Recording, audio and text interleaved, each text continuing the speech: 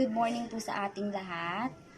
Ngayon po, ibabasahin natin ng Genesis chapter 15, verse 1. Ang sabi dito, "After this, the word of the Lord came to Abraham in a vision. Do not be afraid, Abram. I am your shield, your very great reward." And sabi ng Panginoon na huwag nating katakutan ang mga bagay na nangyayaring kamangha-mangha sa mundong ito. Dahil siya ang magbibigay sa atin ng proteksyon, siya ang ating sandigan na talagang alam natin na magmimirakulo sa ating mga buhay. And sabi dito na I am your shield, your very great reward. So kapag naniwala tayo sa salita niya, sa pangako niya, ay meron tayong matatanggap na regalo mula sa Kanya. Kaya matuto tayong maghintay sa mga bagay na ipagkakaloob niya sa atin. Kaya ngayong umaga, tayo po'y manalangin, tikit ang ating mga mata at damhin ang presensya ng Panginoon. Panginoon, maraming salamat po, Panginoon, na Ikaw ang aming Diyos na buhay, na makapangyarihan sa lahat. Na Lord, na magbibigay ng gabay sa aming selebrasyong ito na aming pagdadausin ngayong araw ng linggo, Panginoon. I pray, Lord, na gabayan mo po ang aming pastors, ang aming mga leaders, ang aming mga music ministry, Panginoon, na magsasagawa, Panginoon, ng pagbibigay ng pugay sa iyo, Panginoon, ng pagpupuri, Panginoon, sa iyo, O Diyos. Salamat, Panginoon, sa blessing na nagdaan na ipinagkaloob sa amin na kami po ay sa kabila, Panginoon, ng mga pangyayari sa mundong ito ay hindi mo kami pinababayaan. Salamat, Panginoon, dahil Ikaw ang aming Diyos na buhay na nagpaparanas sa amin ng sobrang gracious, Panginoon. Ikaw ang aming provider, Panginoon. Ikaw ang nagpagkakalooban mo kami, Panginoon, ng lahat ng biyaya, Panginoon, sa aming buhay. Salamat, Panginoon. Ikaw na pong bahala sa araw na ito, Panginoon. Samahan mo kami, Panginoon, sa oras na ito, Panginoon. At tinataas po namin ang lahat ng ito sa pangalan ni Jesus na makapangyarihan sa lahat. Amen.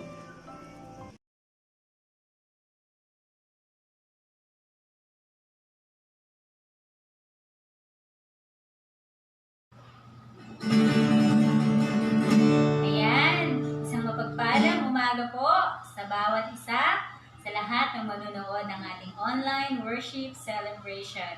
Come and celebrate with us. Hallelujah! Tunay nga ang salita ng Panginoon ay hindi nagbabago.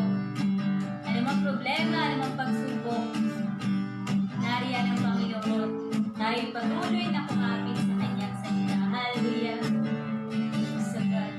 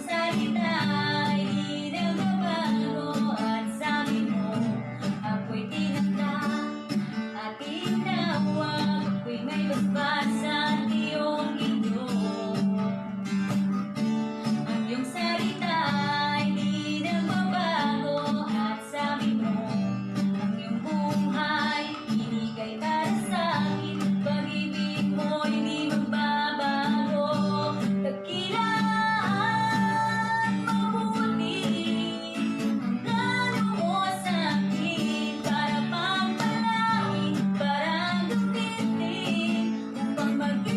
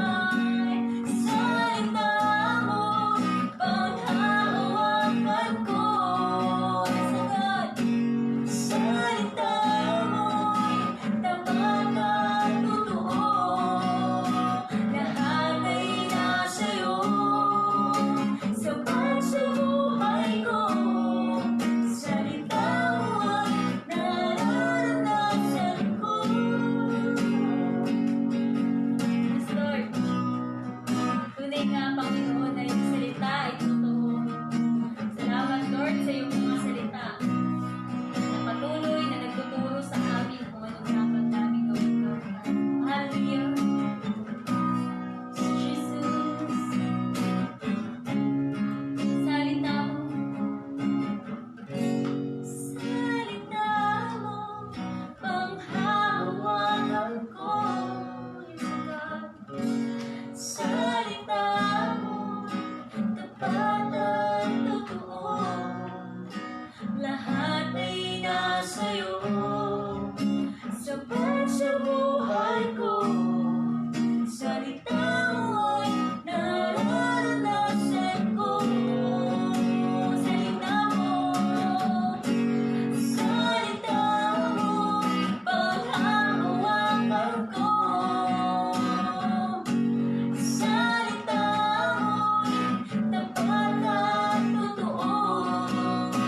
Lahat ay nasa'yo. Sapat sa buhay ko. Salita mo ay nararanasan ko.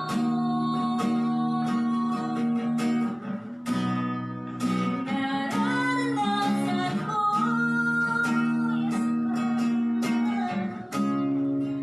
nararanasan ko.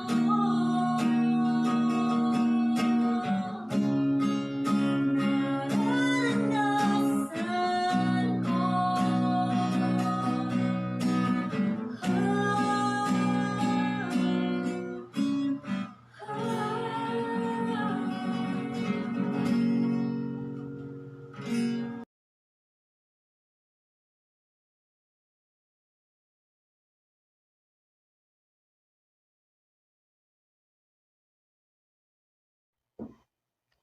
Ayan, isa po mapagpalang linggo po sa ating lahat. Mga kapatid, welcome po sa ating online celebration ng Lighthouse International Fellowship. Minsan pa po ako po si Pastor Mark at wini-welcome po kayo sa gawain natin through online. Ayan, I'm so excited po sa mga oras na ito na makapaghayag po sa inyo muli ng salita ng Panginoon.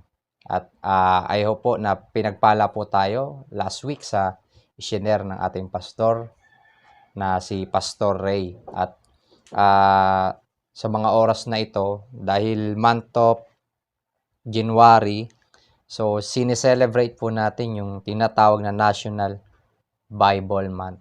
So, bakit nga ba natin ito sinishare? So, tinignan ko, ito po ay napakahalagang selebrasyon kung saan tayo pong mga mananampalataya na naniniwala at namumuhay base sa salita po ng Panginoon. Sineselebrate natin, that's why naniniwala po tayo na ang salita ng Diyos ay may kapangyarihan para baguhin ang bawat buhay ng tao mula sa madilim at sirang buhay na kanilang kinagisnan. So ako po na-appreciate ko po talaga dahil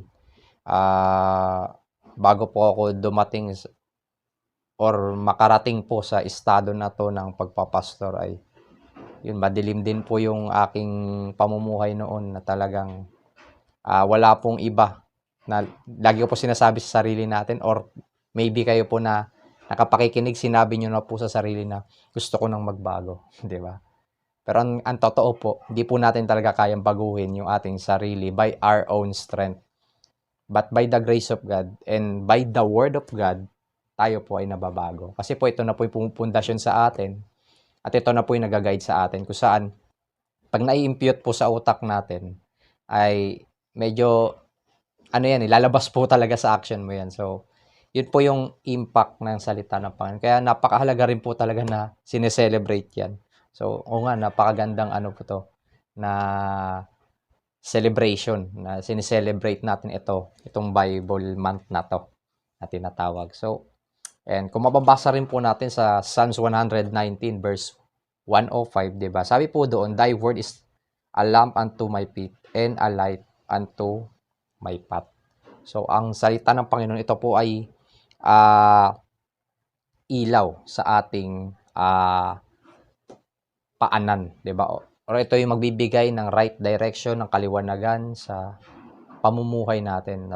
Kung tayo man ay lumalakad sa kadiliman, 'di ba?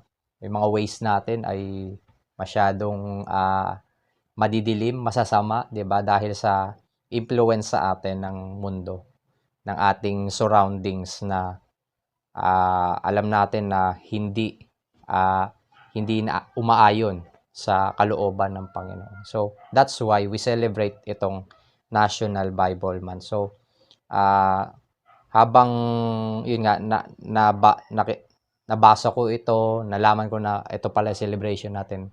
And then may message or may word na binigay sa akin si Lord na yung mai-share ko ay about sa kanyang salita at kahalagahan ng kanyang salita. So, I hope excited po tayo sa umagang ito. At kung may Bible po kayo with you, ay pwede po natin i-open at basahin po natin. Tagalog Bible po ang aking gagamitin, Magandang Balita Bible. Buksan po natin yung ating Bible sa Joshua or Josue chapter 1 verse 1 hanggang 9. Basahin po natin. Sabi po dito, pagkamatay ni Moises, sinabi ni Yahweh kay Josue, na anak ni Nun at dating kanang kamay ni Moises, patay ng lingkod kong si Moises. Pandain mo ang buong Israel at tumawid kayo sa ilog Jordan, patungo sa lupaing ipinagkaloob ko sa inyo, gaya ng aking pangako kay Moises. Ibibigay ko sa inyo ang lahat ng lupaing inyong maabot. Verse 4, ito ang magiging hangganan nyo sa hilaga, ang bundok ng Lebano sa timog, ang ilang sa silangan, ang malaking ilog sa Euphrates at sa kanluran, mula sa lupain ng mga Hiteo hanggang sa dagat Mediteraneo. Verse 5, hindi ka matatalo ni numan habang ikaw ay nabubuhay. Kung paanong sinubaybayan ko si Moises, gayon din ang gagawin ko sa iyo. Hindi kita pababayaan. Magpakatatag ka at lakasan mo ang iyong loob. Ikaw ang namumuno sa bayang ito sa pananakop nila sa lupaing ibibigay ko sa kanila ayon sa aking pangako sa inyong mga ninuno. Ngunit dapat kang magpakatatag at magpakatapang. Sundin mong mabuti ang kautosang ibinigay ko sa inyo ni Moises. Huwag mong susuwayin ang anumang itinagubilin ko doon at magtatagumpay ka sa lahat mong gagawin. Verse 8, huwag mong kaligtaang basahin ang aklat ng nayaon. Dili-dilihin mo iyon araw-gabi upang matupad mo ang lahat ng nasusulat doon. Sa gayon, giginhawa ka at magtatagumpay. Verse 9, alalahanin mong lagi itong aking tagubilin, magpakatatag ka at tibayan mo ang iyong loob, huwag kang matatakot o mawawalan ng pag-asa. Akong si Yahweh ang iyong Diyos, isa sa iyo saan ka man pumunta. Atin pong ipanalangin ang salita ng Diyos. Aming Diyos na dakil at makapangyarihan sa lahat, marami pong salamat, Panginoon, sa pagkakataong ito, Panginoon, sa pagbabasa po ng salita, Panginoon.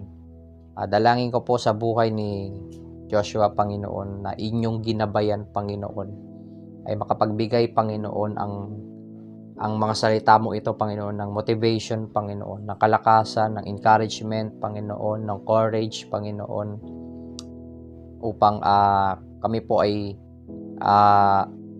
magkaroon ng pag-asa, Panginoon, sa aming pamumuhay, Panginoon. Lalo-lalo na, Panginoon, sa kalakasan, Panginoon, sa aming spiritual na pamumuhay, Panginoon.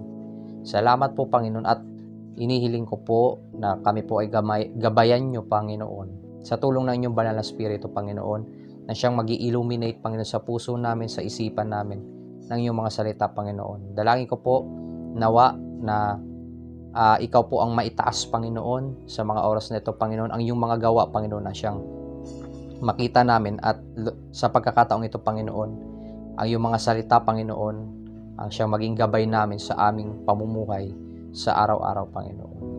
Ito'y aking dinadalangin sa pangalan ng aming Panginoong Jesus. Amen at amen. Ayan po, pagpalain po ang salita ng Panginoon. So, ayan po. Sa umagang ito ay gusto ko lang po i-share ang salita ng Panginoon. So, ang title po nito, may success kapag sa word ay access.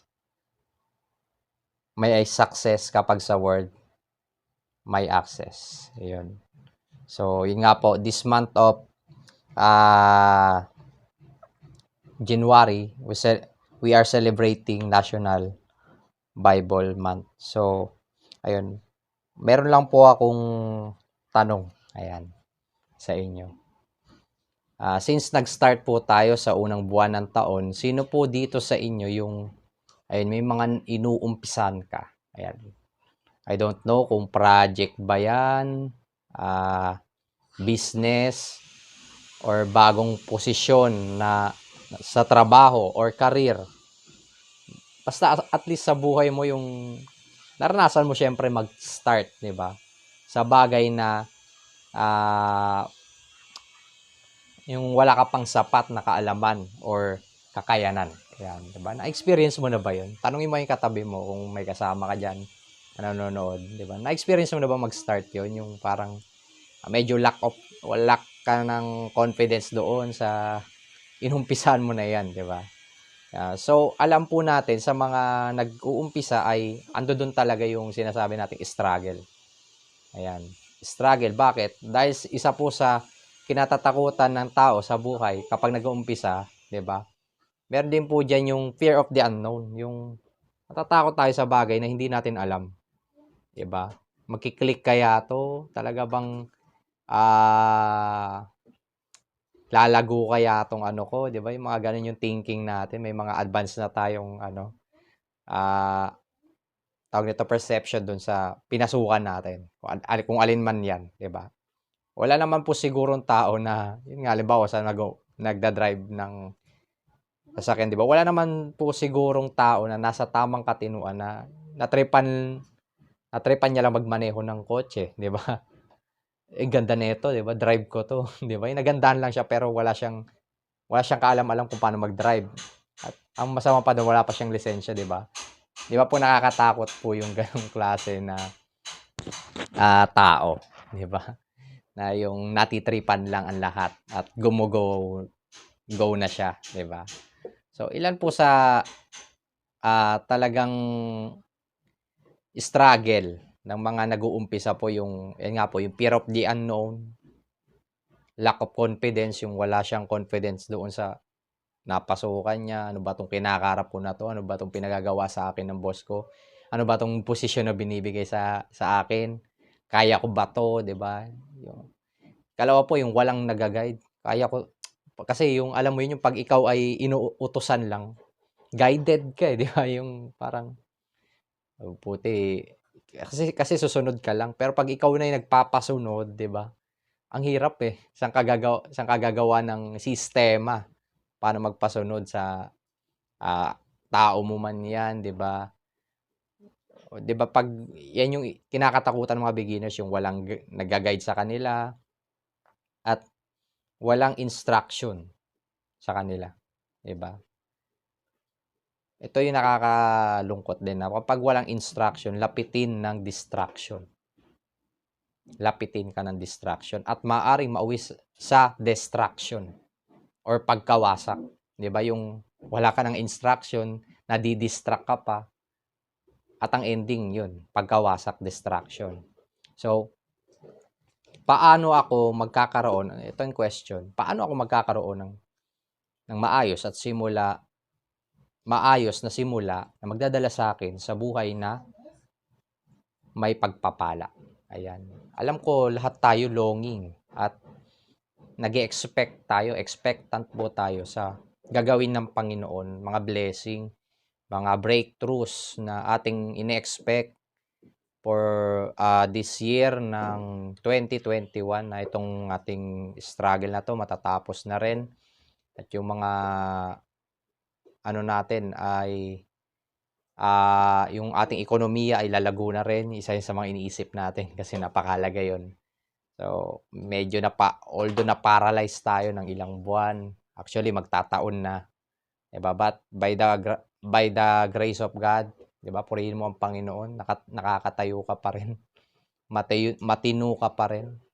At ang pinakamaganda sa lahat, hindi ka infected ng COVID, 'di ba? So, I hope excited po tayo. Paano ako magkakaroon ng maayos na simula na magdadala sa akin sa buhay na may pagpapala.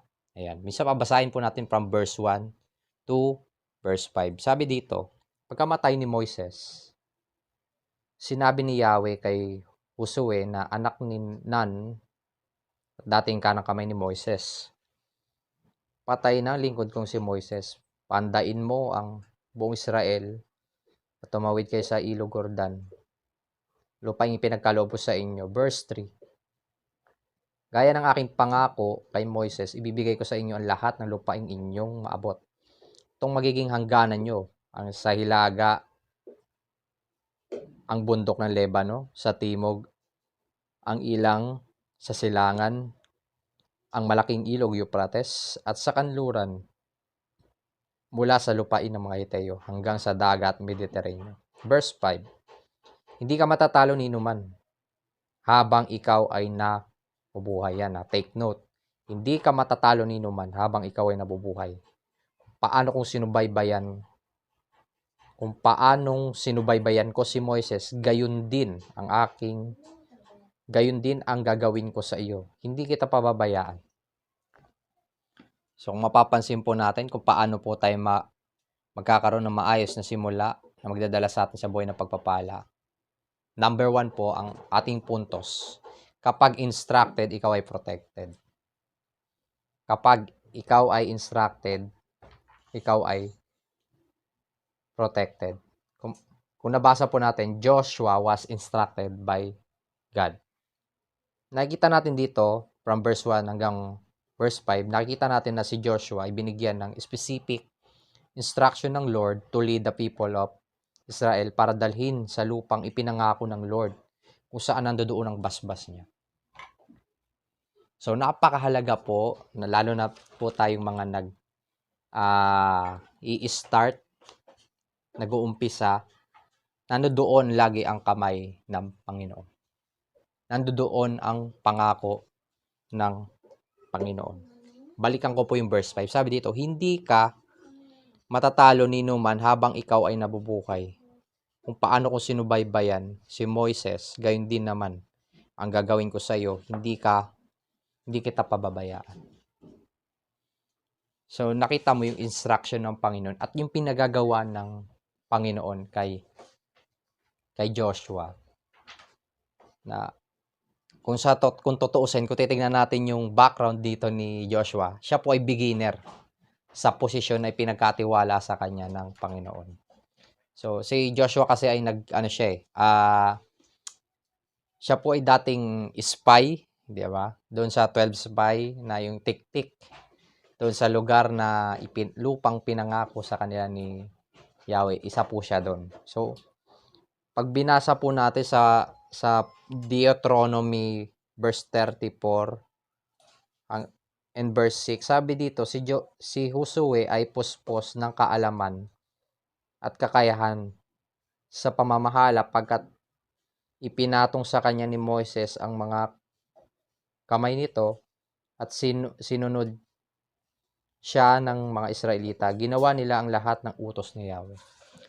So nakikita po natin na kapag ang tao ay nakadepende sa salita ng Panginoon, mararanasan mo yung kamay ng Panginoon. Ano mang kaharapin mo, sasamahan ka ng Panginoon.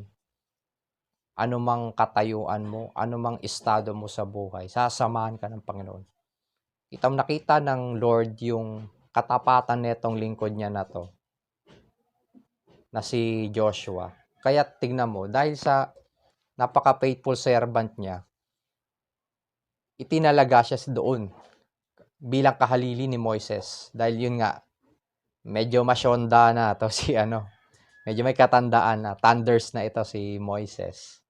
Kaya wala na siyang kakayanan upang ilid pa yung mga Israelita. So nakita ng Lord yung katapatan nitong lingkod niya na to. Kaya ito yung napili niya na maging kahalili ni Moises doon sa task na yon. So ito na si kaya ito lang po yung kagandahan, kapag tayo po ay mapapagkatiwalaan sa maliliit na bagay, i-expect mo na yung promotion mo. Kasi doon tinitignan, pag nakikita ni Lord yung integrity mo sa paglilingkod or alin man yan, personal man yan, ibe-bless ka ng Lord ibe-bless ka ng Lord diyan at sasamahan ka ng Lord diyan. Kaya yung napakahalaga po na tayo po ay naka-align talaga sa Word of God, nakadepende sa salita ng Panginoon. Tayo po ay naka-access sa salita ng Lord. Diba? Kaya may success po sa bawat gagawin natin. So, ayun po, yung ating first point po, ito po yun. Meron pong, kapag may instruction po sa atin ng Panginoon, tayo po ay protektado. Alam ko po marami po tayong pinaplano, marami po tayong gustong gawin sa buhay natin. Pero nilagyan po ba natin yan ng tanong? Ito bang plano ko sa buhay na to ay kalooban ba to ng Panginoon? Hindi ko ba makukompromiso yung aking, hindi ko ba makukompromiso ang salita ng Diyos sa gagawin kong ito? Diba? Kasi kapag ang ginagawa natin, ang mga pinapractice natin ay mga bagay na against sa kalooban ng Panginoon, maaari po tayong mapahamak. Kagaya nga po na sinabi ko, pag tayo po ay walang instruction, lapitin po tayo ng distraction at pwedeng mauwi sa distraction or sa pagkawasak. Wawasakin po ng Panginoon ang plano mo kapag ang plano mo ay makikita ng Lord na yan ay wawasak sa'yo. Wawasakin ng Panginoon ang plano mo kapag alam ng Lord yung plano mo ay wawasak sa'yo. Wawasak sa pamilya mo, wawasak sa relasyon mo, sa kaibigan mo, wawasak sa karir mo, wawasak sa spiritual life mo. So yun po, nakita mo naman po natin dito yung assurance na ibinigay, sasamahan kita. Bagamat minsan mahirap po yung ating kinakaharap, mahirap po yung estado na ating kinakaharap, pero nakita naman po natin yung assurance ng Panginoon dito kay Joshua na hindi ka matatalo. Ito yung napakaganda kay Lord, advance mag-isip si Lord. Bakit? Paano ko nasabi yun? Kasi alam niya na alam ni Lord na ito ay beginner. Ibig sabihin wala pa tong sapat na kakayanan itong si Joshua upang gampanan yung ginagawa ni Moises.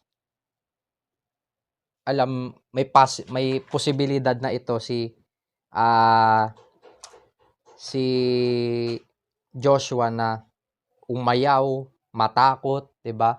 Kaya alam nyo, tatlong beses sinabi dito ng Panginoon, yung be strong and courageous. Magpakatatag ka at lakasan mo ang iyong loob. 3 times. Ibig sabihin, alam ng Lord na every day sa buhay natin, sa kinakarap natin, maaring araw-araw natatakot tayo. Maaring araw-araw parang ayaw na natin mabuhay. Maaring may panahon na sukong-suko na tayo. Parang siguro pinanalangin mo na to yung Lord, kunin mo na lang ako. Napapagod na ako, ayoko na to. Nauumay na ako sa sitwasyon ng buhay ko. Diba? Alam na ni Lord yan eh. Diba? Alam na ni Lord yung ganong senaryo sa buhay natin. Alam na ni Lord na mararamdaman mo yan. Alam na ni Lord na magsasawa ka na. Alam na ni Lord na aayaw ka na. Alam na ng Lord na susuko ka. Pero ano sinabi ng Lord? Be strong and courageous. Huwag kang matakot. Lakasan mo ang iyong loob. Diba? So, yun po yung sinasabi ng Panginoon. Kapag ikaw ay instructed ng salita ng Panginoon, asahan mo yung protection. Minsan, wawasakin talaga ng Panginoon yung mga pinaplano natin, yung mga gusto nating gawin. Kung alam ng Lord, ito ay wawasak sa atin. So, ayun po. Minsan yung pagkawasak sa'yo ng Panginoon, i-treat mo yan as your protection. Mukhang pangit lang yan, mukhang masakit lang yan. Pero tandaan po natin, sinasabi ng Lord na yung inaari niyang anak niya nakakakuha ng disiplina. Kaya kapag hindi ka na nakakakuha ng disiplina mula sa Panginoon, matakot ka, baka pinabayaan ka na. So yun po. Kapag instructed ka, ikaw ay protected sa Panginoon. Secondly, basahin po natin from verse 6 to verse 8. Sabi po dito, magpakatatag ka at lakasan mo ang iyong loob. Ikaw ang mamumuno sa bayang ito sa pananakop nila sa lupaing ibibigay ko sa kanila, sa aking pangako sa inyong mga ninuno. Ngunit dapat kang magpakatatag at magpakatapang, inulit na naman. Sundin mong mabuti ang kautosang ibinigay ko sa inyo ni Moises. Huwag mong susuwayin ang anumang itinatagubilin ko doon at magtatagumpay ka sa lahat mong gagawin. Ayan. Dito po, and second point po, kapag promoted, dapat motivated. Ayan. Kapag promoted, dapat motivated. Kung makikita po natin, si Joshua ay na-promote po dito bilang isang leader ng mga Israelita para dalhin doon sa promised land na inihanda ng Panginoon. So, dapat motivated ka, dapat matapang ka, dapat hindi ka ayawin, dapat buo ang loob mo. Nga, kagaya nung sinabi ko nga kanina, alam lang ng Lord na sa mga sitwasyon natin may aayawan tayo, may iiyakan tayo, may iindahin po tayo. Makita natin dito na yun nga, itinalaga ng Diyos si Joshua sa task na ibinigay sa kanya para sakupin yung lupa na ipinangako sa kanila. Alam na ni Lord na yung kakarapin ni Moses dito. But God motivates Joshua 3 times. Lakasan mo ang loob. Be strong and courageous. Kaya nga sa sitwasyon natin yun eh. Ano man yung pinagdadaanan natin ngayon sa pagsubok, given na yun eh, yung problema natin. Diba? Yung pinagdadaanan natin, alam na ng Lord yan. Kaya sa mga nakikinig ngayon, darating talaga yung point na paayaw ka na eh. Pasuko ka na. Maaring parang minsan yung may time siguro yung nagising ka parang tamad ka na sa buhay, yung hindi ka motivated sa ginagawa mo. Diba?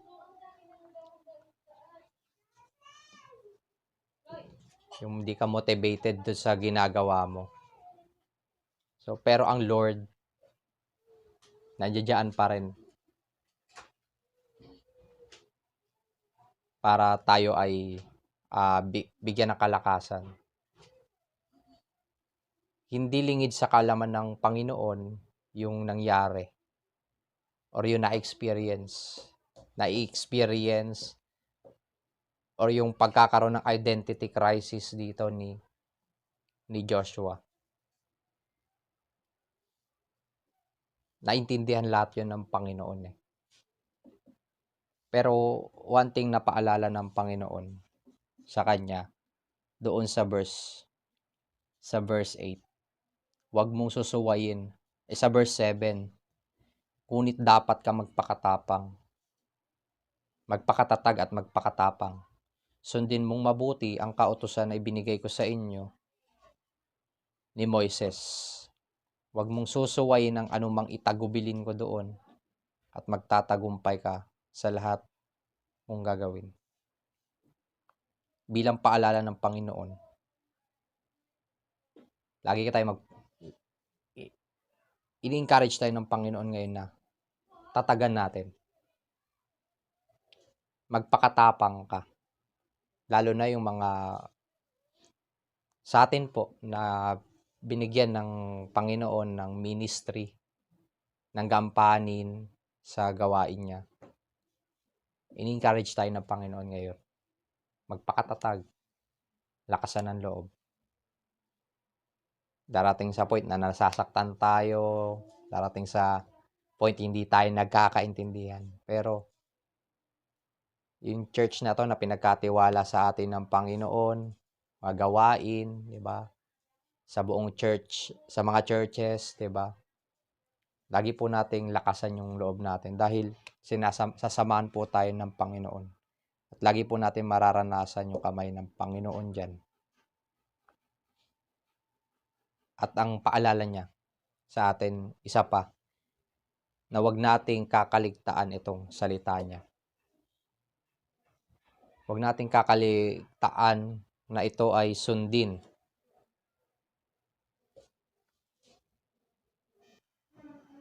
So, yun. Ano man yung kinakaharap natin ngayon, and kung may katabi ka dyan, kung may kasama ka dyan, pwede bang tapikin mo yan?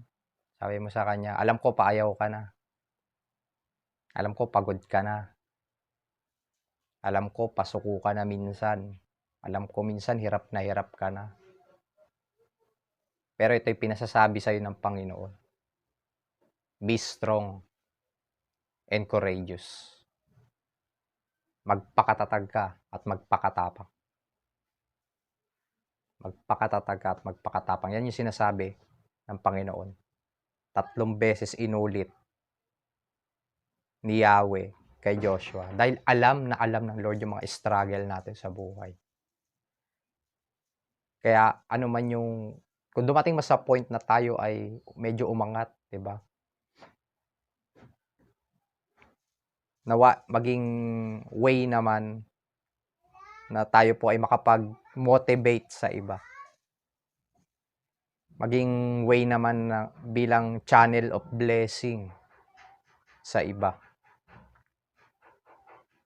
So, napakahalaga po na yun po yung makita sa atin.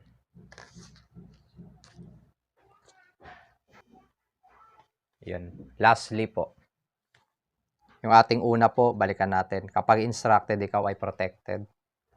Pangalawa, kapag promoted, dapat motivated.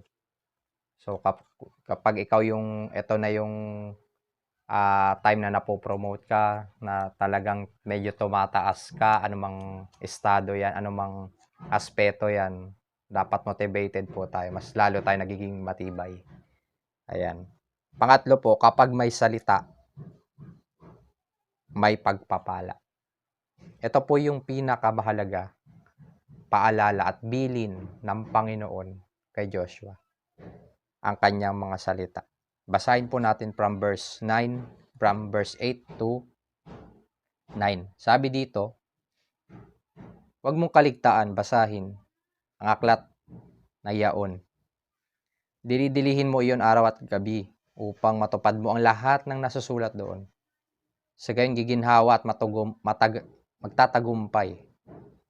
Sa gayon giginhawa ka at magtatagumpay. Alalahanin mong lagi itong aking tagubilin.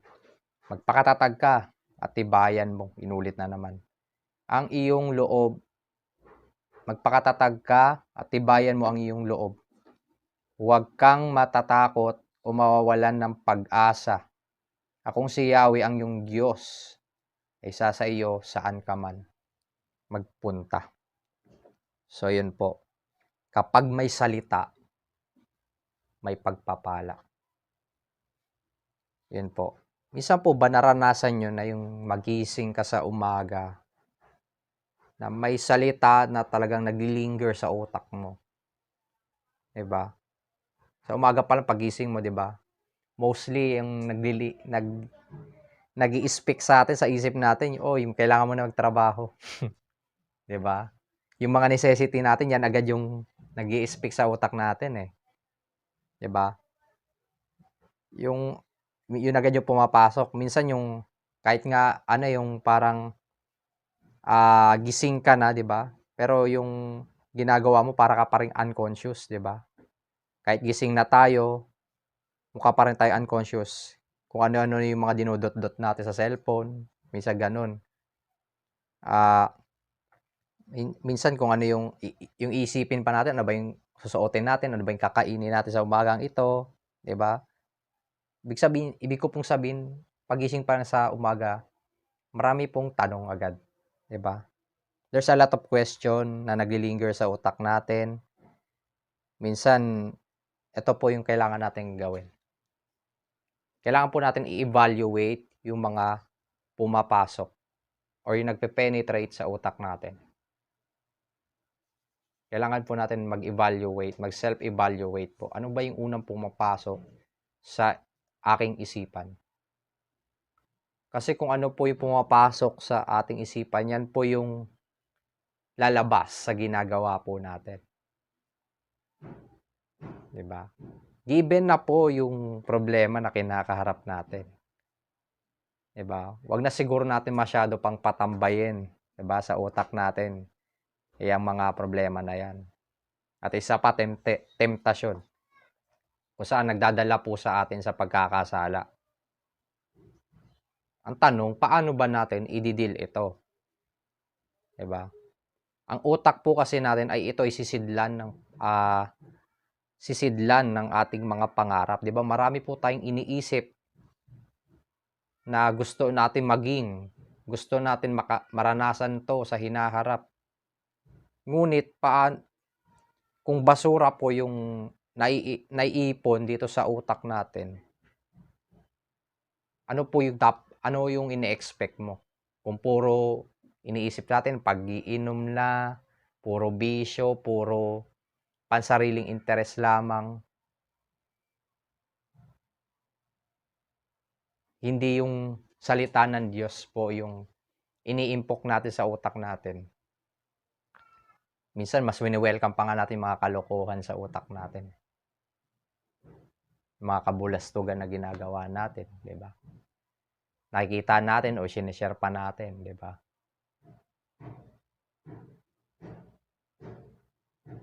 Minsan imbis na maging daluyan ng salita ng Panginoon itong utak natin, minsan nagiging basurahan na siya. Kasi kung ano ini-impute natin diyan, pinapasok natin diyan, yun din po yung kalalabasan. Bakit merong mga sirang pamilya? Dahil sa iisang ama na kung ano yung pumasok sa utak. Bisyo, alak, kung ano-ano pa mga activity na maaring ikasira ng kanyang pamilya. Bakit po may mga kabataan na nasanay sa away, gusto ng away, na yun parang normal na lang yun eh. Dahil yun po yung pumasok sa utak nila. Kaya po yung utak natin, may time po na hindi po natin kaya kontrolin ang bawat pumapasok sa isip natin. Pero pwede po natin piliin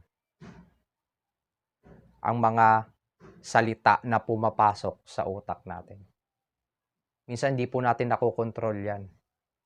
Pero pwede ka mag-eliminate, pwede ka mag-evaluate na mga pumapasok diyan sa utak na yan. So, sinasabi po sa Philippians chapter 4, verse 8 hanggang 9. Ito po'y paalala ni Apostol Pablo sa mga taga-Pilipos. Finally, brothers, Philippians chapter 4, verse 8 hanggang 9. Sabi dito, finally, brothers, whatever is true, whatever is noble, whatever is right, whatever is pure, whatever is lovely, whatever is admirable, if anything is excellent or praiseworthy, think about such things.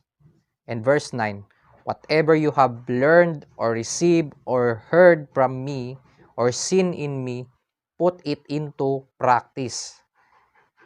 And the God of peace will be with you. Gusto mong samahan ka ng Panginoon. Gusto mong ma-experience ang kapayapaan. Itong pag-iisipin mo. Mag-isip ka ng tama. mag-isip ka ng malinis, mag-isip ka ng mga kaibig-ibig, yung mga magagandang bagay.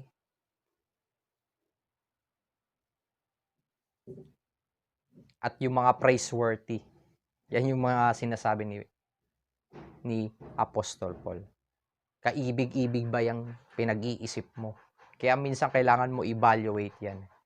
This pandemic, marami pong nagkasakit ng anxiety. Why? Ang daming pinag-iisip. May mga kakilala nga ako doon sa lugar namin dati. Nung nagka-pandemic lang, bakit ngayon parang nabaliw na? Sorry for that term, pero yun po talaga nangyari. Ba't nabaliw? Nagulat ako, naglalakad, nangihingi na lang 5 piso. Sobrang pag-iisip. Kung ano-ano yung mineditate sa utak, kung ano-ano yung pinasok. Sabi nila, mababaliw ka daw pag nagbasa ka ng salita ng Panginoon. Pero tingin ko, yung buhay ng tao, mas mukhang, mas mukha tayong baliw kapag wala tayong salita ng Panginoon. So, balikan po natin yung verse na sinasabi sa atin from verse 8. Sabi dito, himayin po natin ito dahil napakalaga. Huwag mong kaligtaing basahin. Una po, sinasabi po doon, napakahalaga na inutos sa atin, basahin natin ang salita ng Panginoon. Kung saan nagkakaroon po tayo ng information. Nagkakaroon po tayo ng instruction. 'Di ba? Minsan mahirap talaga kumilos sa buhay kapag wala kang instruction, kapag wala kang sistema na sinusunod. So, yan po yung una. Napakalaga po basahin araw-araw. Gusto mong, nag-expect ka ng successful na buhay, ng matagumpay na buhay, ano ba yung pinagbabasa mo? 'Di ba? Ang tanong, nagbabasa ka ba? 'Di ba? Yung pangalawa, sabi dito, doon same verse. Sabi dito, dili-dilihin mo yun, araw at gabi. Ibig po sabihin, i-meditate. Ibig sabihin, namnamin natin, yung baga sa pagkain, nanamnamin mo, lalasahan mo. Diba? Hindi kayong kumain ng bulalo na nilunok mo lang. Diba? Ang labas mo yun, maimpatyo ka. Hindi ka matutunawan. Diba? Parang wala lang din. Diba? Binasa mo lang. Diba? Ibig sabihin, read with comprehension. Babasahin mo na may pagkaintindi. 'Di ba? Kasi pag alam mo ang isang bagay, pag naiintindihan mo, matatawa ka. Kung saan doon malalagay mo yung emosyon mo doon . Kasi pag ang isang bagay na binasa mo lang, na hindi mo naman gaano inintindi, 'di ba? Walang dating sa iyo . 'Di ba? Ibig sabihin ito, nanamnamin mo, lalasahan mo, ilalagay mo yung sarili mo doon. 'Di ba? Read, meditate. Ito po ang pinakamahalaga po sa lahat. 'Di ba? Obey. Read, meditate, and obey.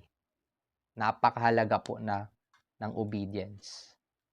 Gusto po natin maging pagpapala ang salita ng Panginoon sa atin. Hindi lang po yan magiging pagpapala sa pabasa-basa lang po. Bagkos yung Word of God na tinatawag nating Logos, saan binabasa natin, inspired by God, or ito'y na nagmula sa bibig ng Panginoon, binabasa natin, dapat po ito'y maging rema din sa atin. Ibig sabihin, in our specific battles, in our specific situation, meron ding specific na Word of God sa atin, ang Panginoon, kung saan mapapakinabangan po natin. Kasi, kailangan po natin ng specific weapon for our specific battle. This is Rema, the Word of God, 'di ba? Kaya nga sabi doon sa Ephesians chapter 6, 'di ba? Gawin yung tabak ang salita ng Panginoon. Ano ba yung panangga mo kapag ikaw ay nakakaranas ng mga kabigatan sa buhay, mayroon ka bang salita ng Panginoon? Meron ka bang ino-obey? Meron ka bang ina-apply sa buhay mo? Gusto mong pagpalain ka, i-apply mo ito. Read with obedience. Paalala to ni Yahweh kay Joshua. Sabi dito, balikan ko, dilidilihin mo iyon araw at gabi upang matupad mo ang lahat ng nasusulat doon. Sa gayon, magiginhawa ka. Giginhawa ka at magtatagumpay. In verse 9, alalahanin mo ito. Itong aking tagubilin, magpakatatag at tibayan mo ang iyong loob. Huwag kang mawawalan ng pag-asa. Kung si Yahweh ang iyong Diyos ay sa iyo, saan ka man magpunta.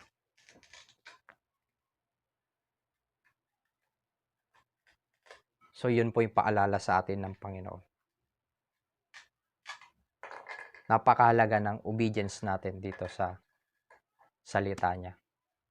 Na sinabi niya doon sa verse 7. Sinabi niya, ngunit dapat kang magpakatatag at magpakatapang, sundin mong mabuti ang kautosang ibinigay ko sa iyo. Huwag mong susuwayin ang anumang tinagubilin ko doon. Magtatagumpay ka sa lahat mong gagawin. Gusto po natin magtagumpay, gusto po natin ng pagpapala.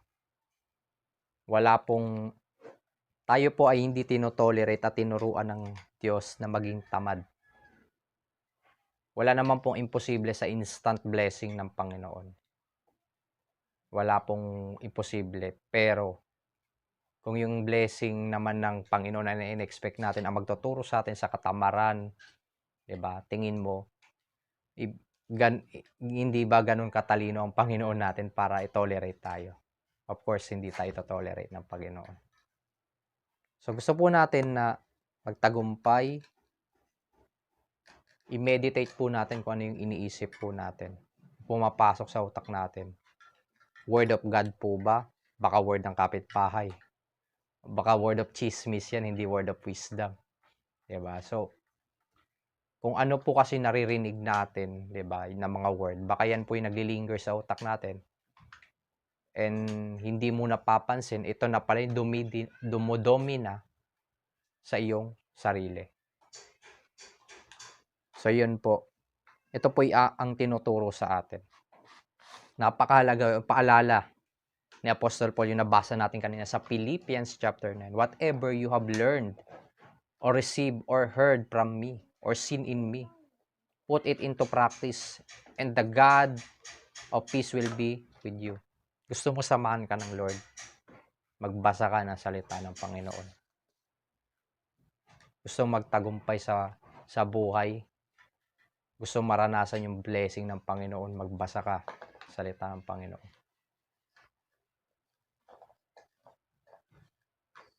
Alam mong marami kang struggle, problema, pagsubok. Ang tanong, kanino ka lumalapit? At anong wisdom ang meron ka? Kanino nang galing? Kay Lord ba yan? So, yun kapatid, hindi kita kinokondem or sinasaktan sa mga oras na ito. I encourage you na sa mga oras na ito na i-devote natin yung ating sarili sa salita ng Panginoon. Kagaya nga na sinabi ko kanina, bakit ba natin sineselebrate itong National Bible Month? Because lahat po ng mananampalataya, all the believers, naniniwala na itong salita ng Panginoon, salita ng Diyos, ay may kapangyarihan upang baguhin kaisipan ng bawat tao. Kung ano po yung iniisip po natin, yun po ang magiging buhay natin. Narinig ko nga sa isang pastor na pinakikinggan ko. Sabi niya, si Pastor Julius Dawa, unorganized life is the key to disaster. Unorganized life is the key of disaster. Kung ayaw mong umayos kung gusto mong magkawasak-wasak ang buhay mo, huwag mong ayusin.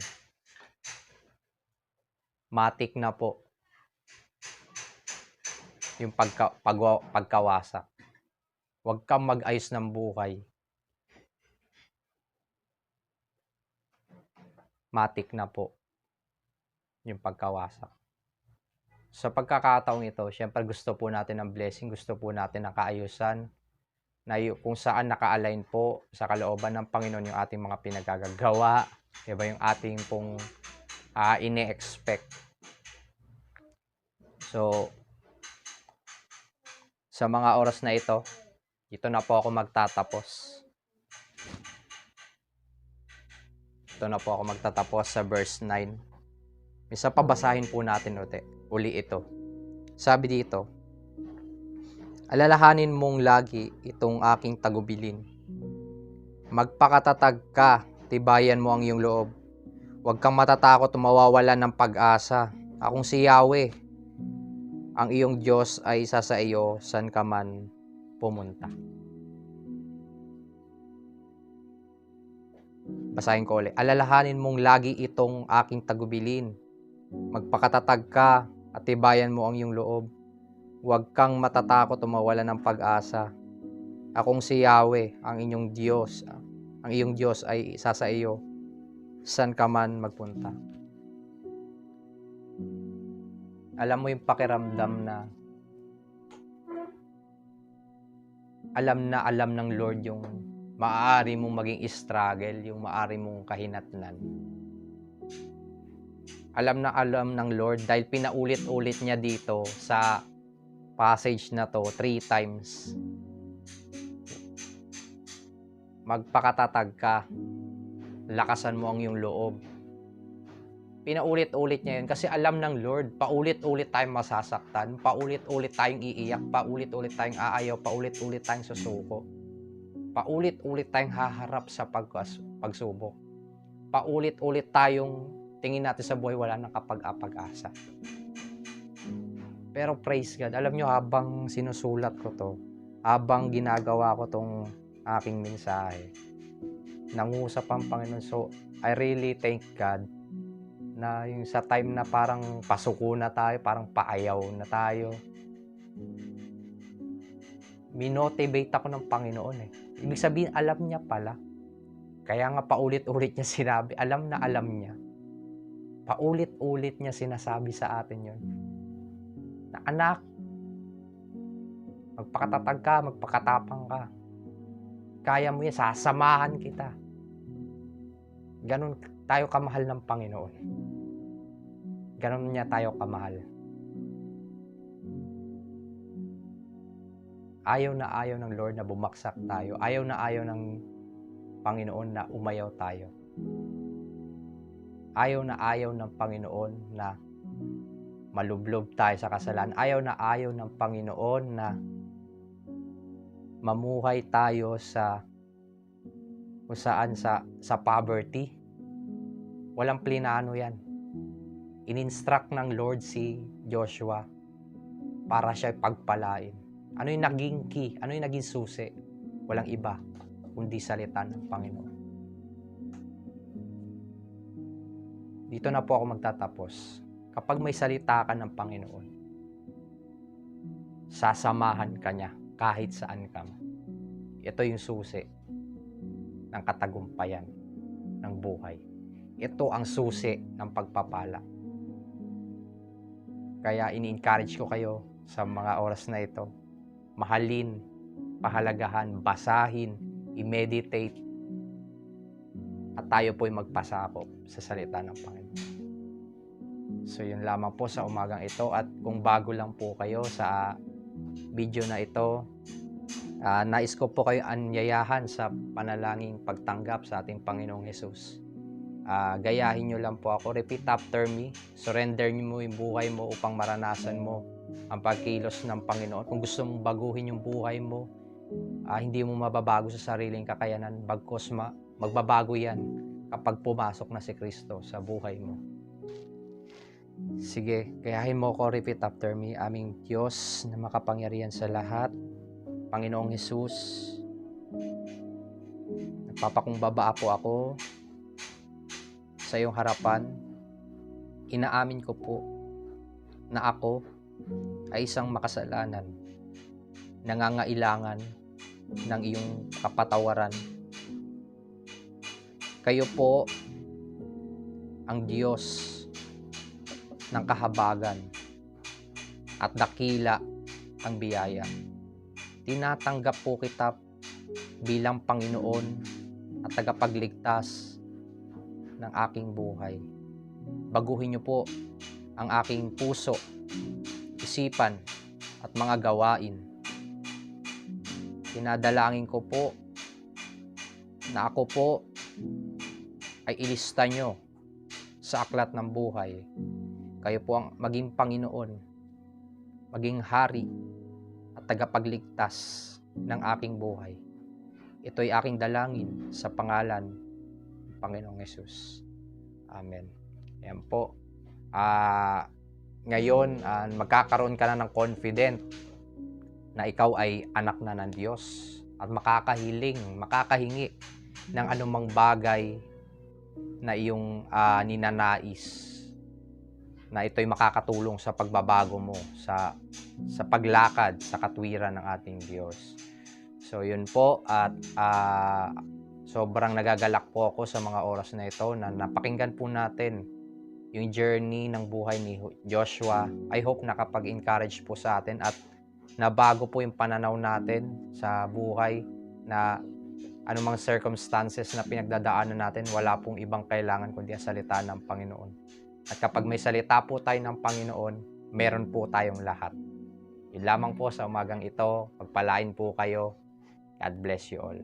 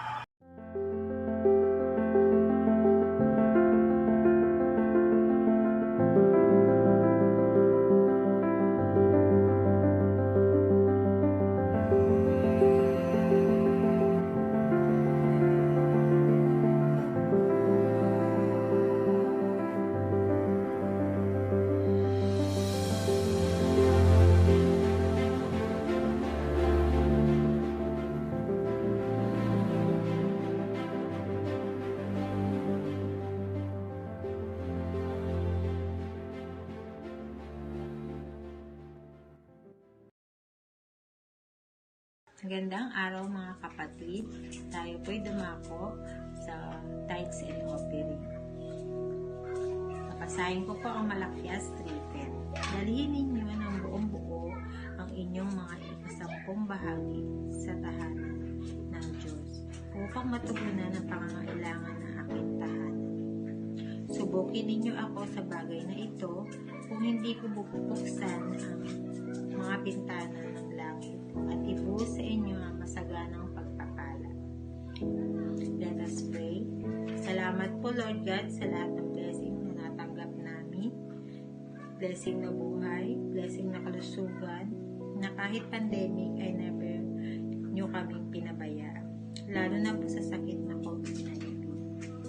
Salamat po sa pagpo-provide sa lahat ng aming pangangailangan.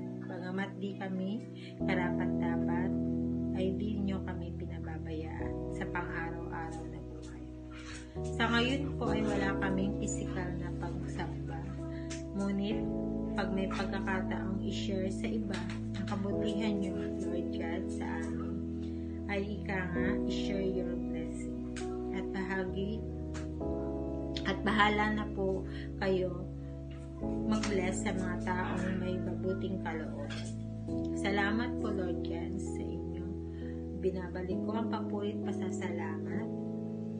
In Jesus' name I pray.